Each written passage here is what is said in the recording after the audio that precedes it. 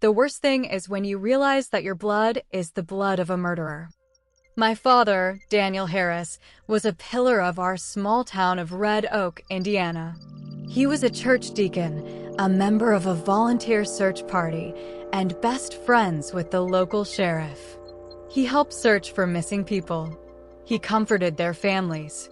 And no one knew that these people would never be found because they spent their last moments in the basement, where I was forbidden to go under penalty of the most severe punishment.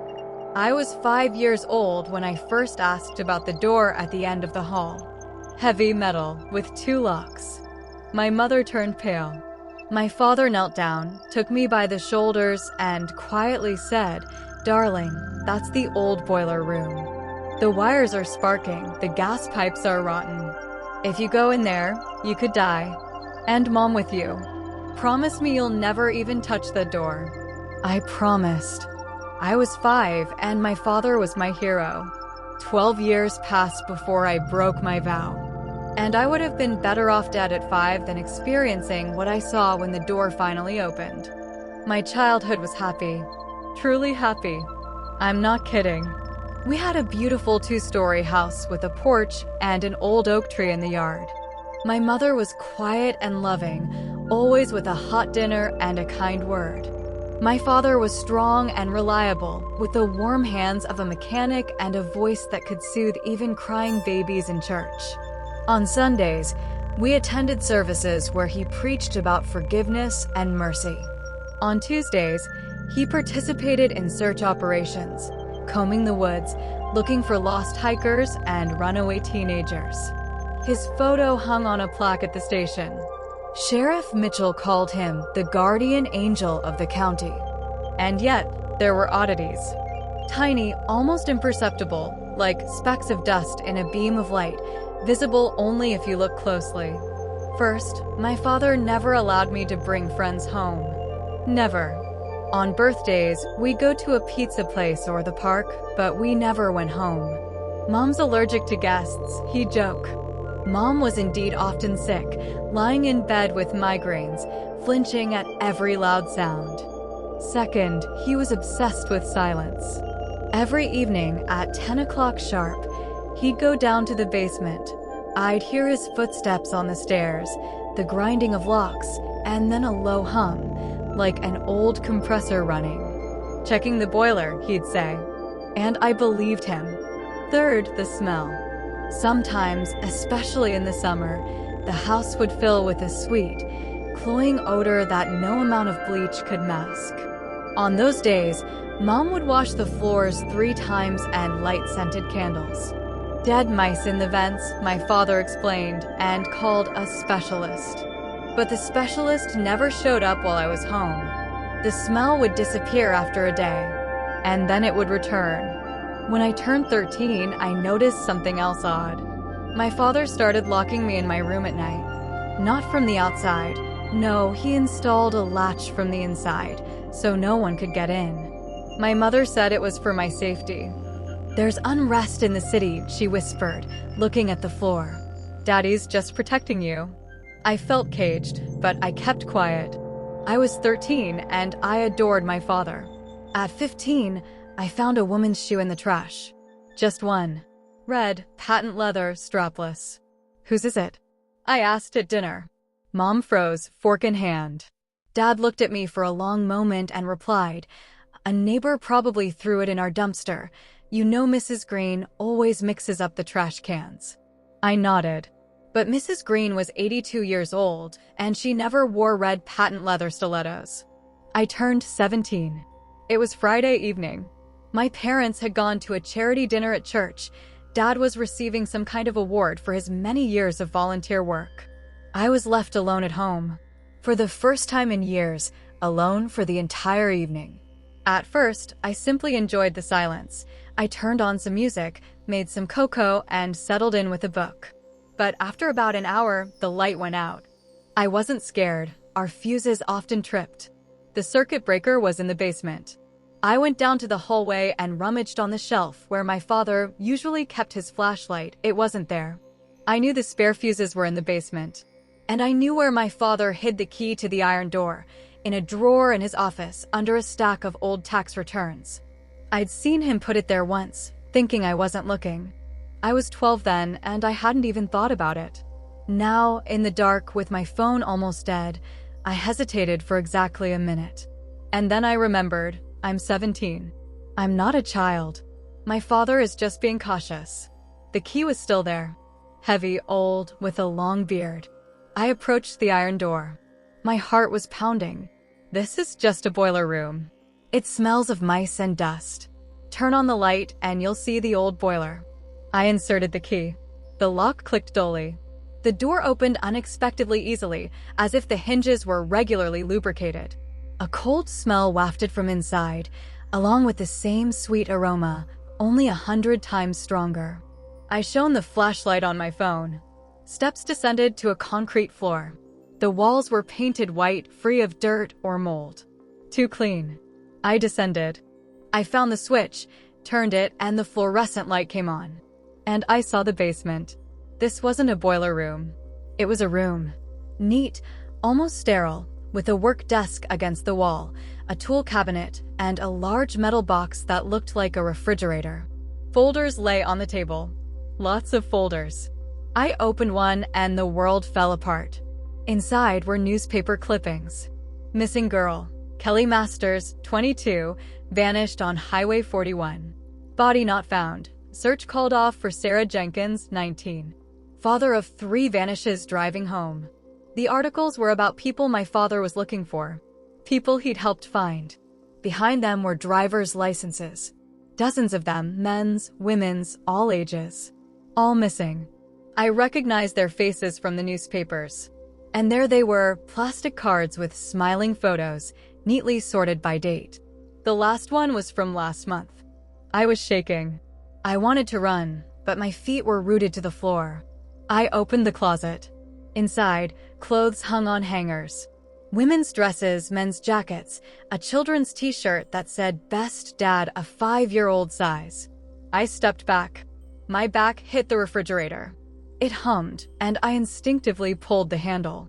I regretted it, but I did it anyway. There were jars inside.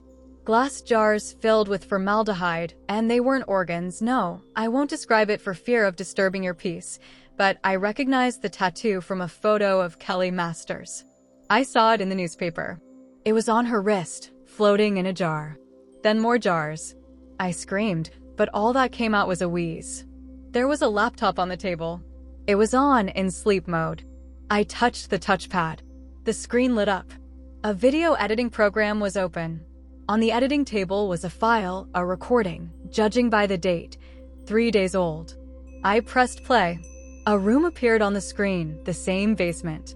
They were filming from a tripod. My father walked into the frame, wearing his usual sweater with that same gentle smile I'd known since childhood. He approached the bound woman sitting on a chair. I didn't recognize her. Her face was hidden. My father's voice, calm, almost gentle, like in church. Don't be afraid, my child. God sent you to me to cleanse this world of filth. You will become part of something great. And then, he didn't finish. He just smiled. I turned off the recording. I immediately threw up all over the clean concrete floor. I don't remember how I got out of the basement. I only remember closing the door, locking it, and putting the key back in the drawer. My hands moved automatically, as if I were a doll. I went up to my room, locked the door, and sat on the bed, hugging my knees. One thought flashed through my head. My father is a monster. Mom probably doesn't know. Or does she? Her paleness, her silence, her fear, it all fell into place. She knew. And she was covering for him. Because she was afraid. Or because she was a part of it all. 2 hours later, the front door slammed shut. I heard my father's cheerful voice. Honey, we're home. We brought you dessert. My mother's quiet laughter. A normal family had returned from dinner. I went downstairs, trying not to collapse. I looked at them, at my father, taking off his coat and telling a funny story about the mayor, at my mother, putting the dishes away in the cupboard. They looked perfectly normal. Monsters nestled comfortably in the skins of loving parents. I didn't sleep that night. By morning, I had a plan. Get to the station, tell Sheriff Mitchell, show him what was in the basement. But how? My father drove me everywhere himself, and my phone was tapped. I was sure of it now. I decided to walk to school and call the police from there. In the morning, I pretended to be sick. Mom fussed about, offering me tea. Before leaving for work, Dad came up to me, kissed my forehead, and said, "Rest, Angel. Dad loves you." I almost screamed in his face, but I held back. He left. Mom stayed home. I waited until noon when Mom, having taken a sleeping pill, she had a habit of napping during the day, fell asleep in her room. I quietly got dressed, grabbed my bag with the flash drive I had prepared earlier. I'd copied the video from my laptop and taken a photo of my driver's license while I was in the basement. Yes, I did it. I kept my composure. I slipped out of the house and ran. The school was a mile away. I ran along the shoulder of the highway, afraid Dad would pass by. He sometimes came home for lunch. But there were no cars. I ran to the school and burst into the principal's office. I was shaking so badly I couldn't speak. The principal, Mrs. Patterson, frowned and called the police. 10 minutes later, Sheriff Mitchell arrived. The same one, my father's friend, who called me little lady. I stuttered, listing everything: the basement, the driver's license, the video, the refrigerator. He listened, stony-faced. Then he exchanged glances with the deputy and said, "Honey, are you sure? Your father has an impeccable reputation. Maybe you dreamed this." I handed over the flash drive. "Listen," I whispered. He took it, turned it over in his hands. "Okay, we'll check. Stay here." He left. An hour passed, then another. I sat in the office, staring at the door. Finally, the door opened. The sheriff walked in. My father was with him. In overalls, smelling of machine oil, his eyes full of tears. "Daughter," he rushed to me and hugged me. "Thank God you're here.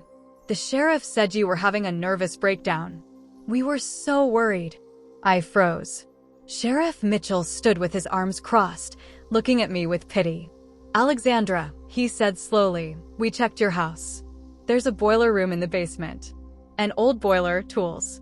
No files, no refrigerator with jars. Your father himself let us in and showed us everything." I didn't believe it.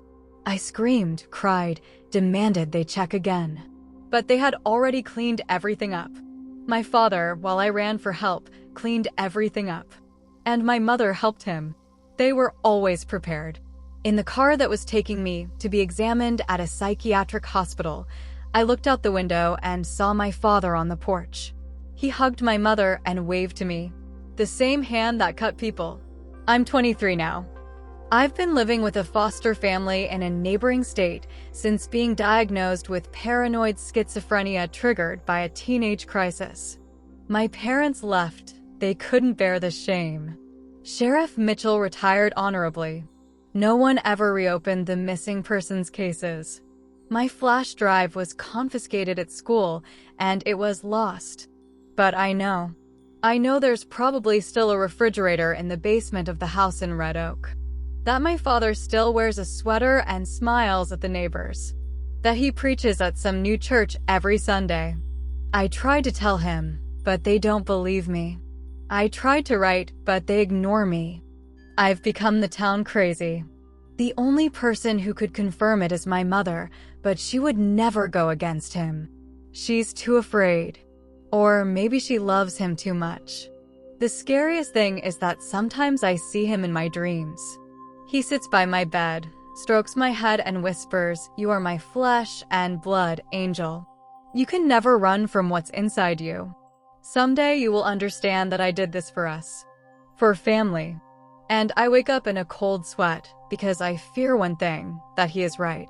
That his blood flows inside me. And that one day I will smell that same sweet scent, and it will seem not disgusting, but familiar. Native.